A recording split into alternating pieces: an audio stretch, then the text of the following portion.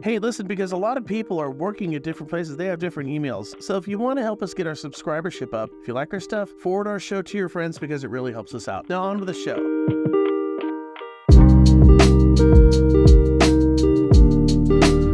I really don't get this. We have something called, a conundrum in our little beloved dysfunctional industry, real estate, putting the fun in dysfunction. Anyways, here's the quandary.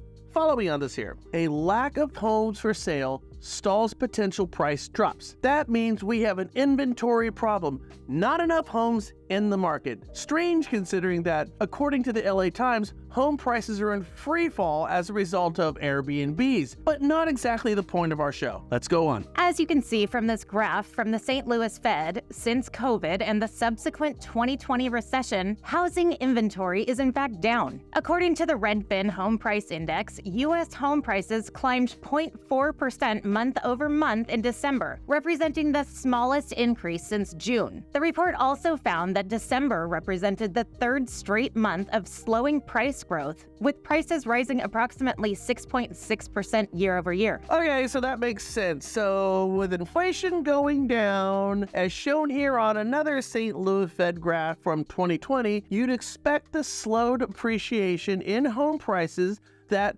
well, homes would become more affordable, right? After all, affordability is what we need. It's the goal. It's now one of the presidential talking points. Surely it's working, isn't it? That's what everybody would expect. That's how the matrices work. It's working, right? According to DS News, home price to income ratios continue to rise, meaning homes are becoming less affordable. Research associate Alexander Herman and research assistant Peyton Whitney assert median sale price for a single-family home in the U.S. was 5.6 times higher than the median household income, a higher figure than at any point on record dating back to the early 70s. This rapid increase was only exacerbated by the COVID-19 pandemic, which as recently as 2019, the national price-to-income ratio was about 4.1. Well, ain't that something? It's not what we thought. It's not what makes sense. So you mean to tell me, with inflation way down, home appreciation at a trickle, in spite of limited inventory, affordability has gotten worse? How in the hell is this possible? That's a real head scratcher, isn't it?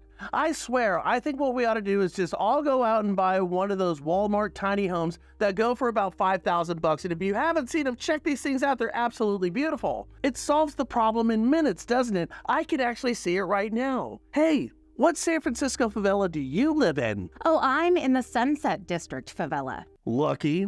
I'm in the Mission District favela. But if you want to know the truth, for San Francisco, it'd be an improvement. Anyways, back to the story at hand. Homes too expensive, and all of this data makes no sense. It lacks logical conclusions. It is not logical. Well, there's two components that we really have to look at. Well, three, but I really just want to focus on two: cause and effect. First,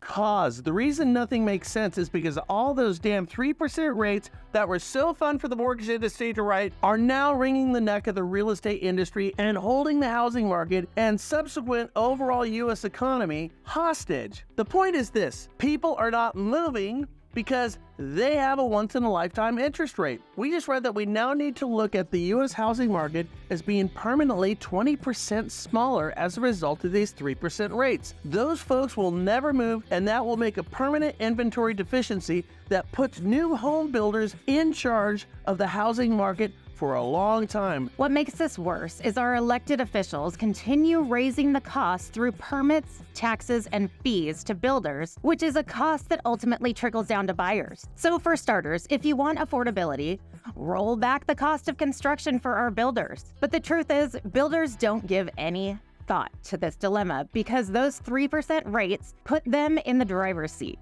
So get a load of this. This is crazy. According to KB Home's CEO, home scarcity will keep home builders in charge in the driver's seat for years to come. You want to raise fees on me to build? I could care less. You want to make my industry punitive? Go for it. We'll slow our home starts to the point where we'll starve the country back into our favor. Through the low rate policy that we have right now, our tight tax on new builders policy has turned the housing industry into an utter, unrecognizable mess that cannot be understood because our reliable metrics no longer apply. A housing mess all by design. What was it that President Reagan said one time? The scariest 9 words that you'll ever hear is, "I'm from the government and I'm here to help."